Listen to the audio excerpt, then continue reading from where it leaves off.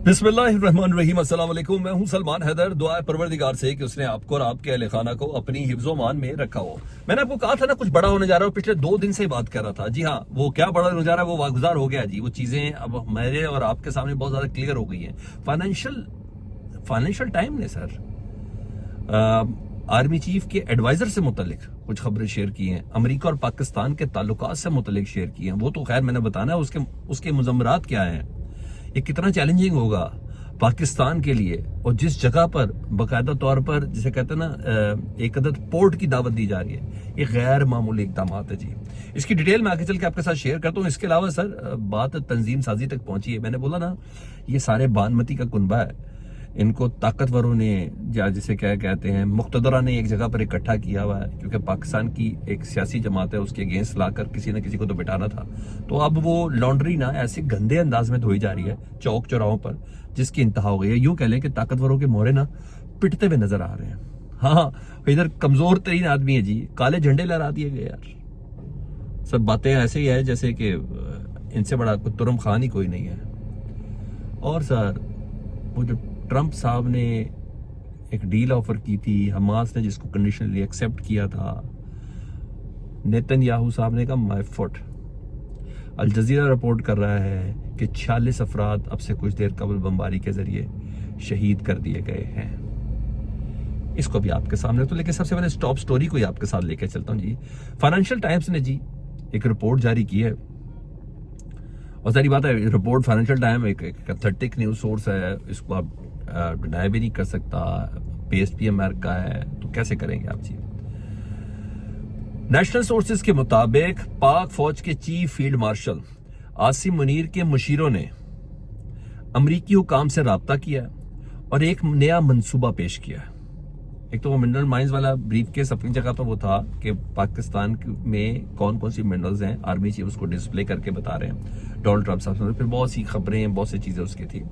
अब ये जो फाइनेंशियल टाइम्स की रिपोर्ट है ना सर, ये बिल्कुल गैर मामूली चीज बता रही है। अगर ये हो जाए तो पाकिस्तान अगर इसको सही से टैकल करे तो कमाल है, अदरवाइज दिस इज लाइक क्या कहेंगे आप, आलमी मंजरनामे में पाकिस्तान के लिए पुलसरात से कम नहीं है जी। पाकिस्तानी फौज के चीफ मार्शल आसिम मुनीर के मुशीरों ने अमरीकी हुकाम से राब्ता किया और मंसूबा पेश किया जिसका मकसद बहरा अरब में पसनी के मकाम पर एक बंदरगाह बनाना और चलाना है। ठीक है, अमेरिका पसनी के मकाम पर एक बंदरगाह बनाएगी मुबैना तौर पर इस खबर के मुताबिक, और वो बंदरगाह सिर्फ बनाएगी, वो चलाएगी। इस मंसूबे के तहत अमरीकी सरमायाकार एक टर्मिनल बनाएंगे इस जगह पर, जहां से पाकिस्तान की अहम मदनियात जैसे तांबा, एंटोमनी वगैरह बरामद होंगी।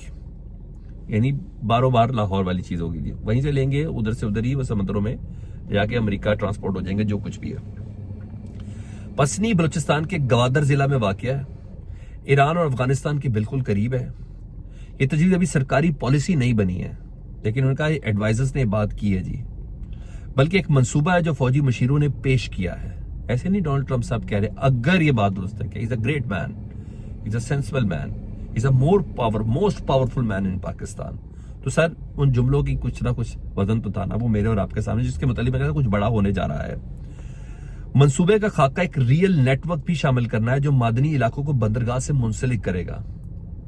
इस बात की वजाहत की गई है कि ये पोर्ट अमरीकी फौजी अड्डा नहीं बनेगी, यानी पोर्ट में अमरीकी फौजी अड्डा नहीं बनेगा। सर पर उनकी मर्जी, वैसे फौजी अड्डा बना ले ना बना ले, लेकिन जो पोर्ट जो फौजी अड्डा नहीं बनेगा, ये उनका कहना मतलब है। अच्छा, ये सिर्फ मिनरल माइंस तक होगा?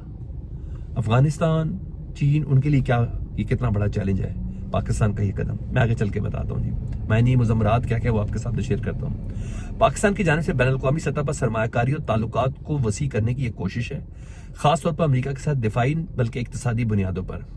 चीन की गवादर बंदरगाह के मुकाबले ये मंसूबा एक मुतबादिल की हैसियत इख्तियार कर सकता है, जिससे इलाकाई जोग्राफी तवाज़ुन पर असर पड़ेगा। इक्तिसादी लिहाज से मंसूबा पाकिस्तान की मादनियात से फायदा उठाने और गुर्बत ज़दा इलाकों में तरक्की लाने और बैरूनी सरमायाकारी को राग़िब करने का मौका हो सकता है। लेकिन मुश्किलात क्या है? सबसे पहले इलाकाई सलामती के खदशात है जी। पसनी और गवादर बलूचिस्तान में वाक़ है, जहाँ आपको पता है वैसे ही दहशतगर्द फितनतुल हिंदुस्तान किस तरीके से एक्टिव है।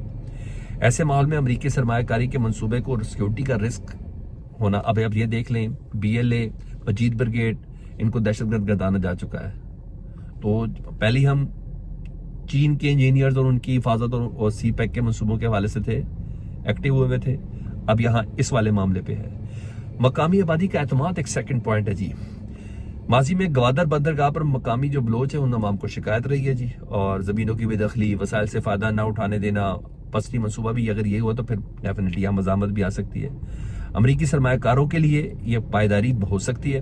سیاسی غیر یقینی صورتحال اور سلامتی کے مسائل بڑے چیلنج ہوں گے۔ ممکنہ رد عمل چین سے آ سکتا ہے جی، اور گوادر چین کے بیلٹ اینڈ روڈ انیشیٹو کا اہم حصہ ہے۔ امریکہ کی زیر نگرانی پسنی پورٹ ایک اسٹریٹجک مقابلہ بن سکتی ہے۔ چین اسے اپنے سرمایہ کاری اور اثر رسوخ کو چیلنج بھی سمجھ سکتا ہے۔ یہ ساری چیزیں مجھے اور آپ کو جاننی ہے نا۔ ایران چابہار بندرگاہ بھارت کے ساتھ ملا کر ایک بڑے تجارتی مرکز کے طور پر آگے بڑھا رہا ہے۔ پسنی کا یہ منصوبہ چابہار کے لیے مسابقتی دباؤ پیدا کر سکتا ہے، یہ دوسرا پوائنٹ ہے۔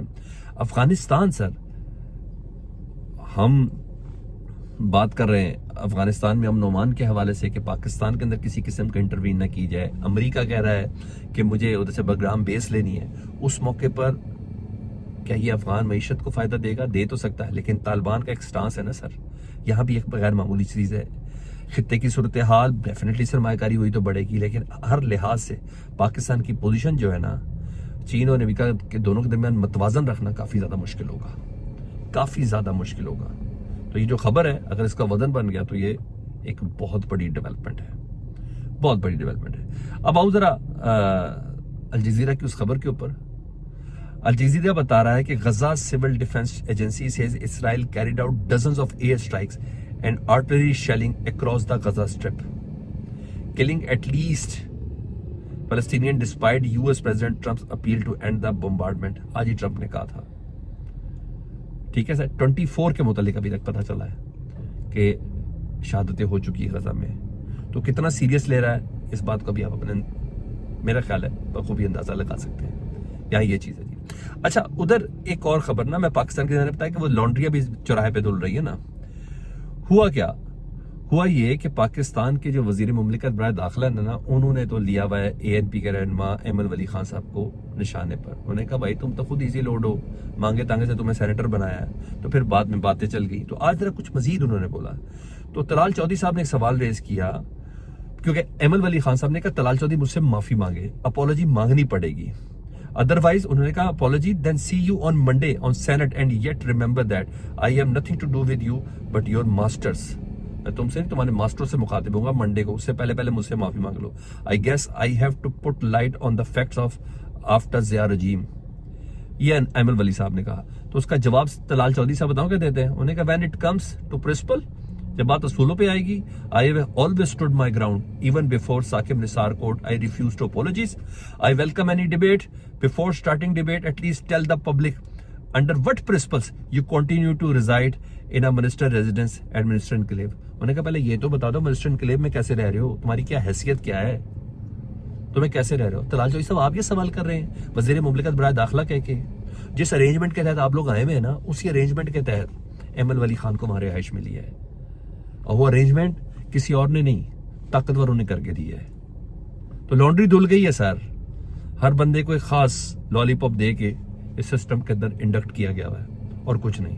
بہرحال اس کا جواب پھر اے این پی کی طرف سے بھی ہے نا، زبانیں تو سب کی ہے نا سر، کنٹرول تو کسی کے اوپر بھی نہیں ہے نا۔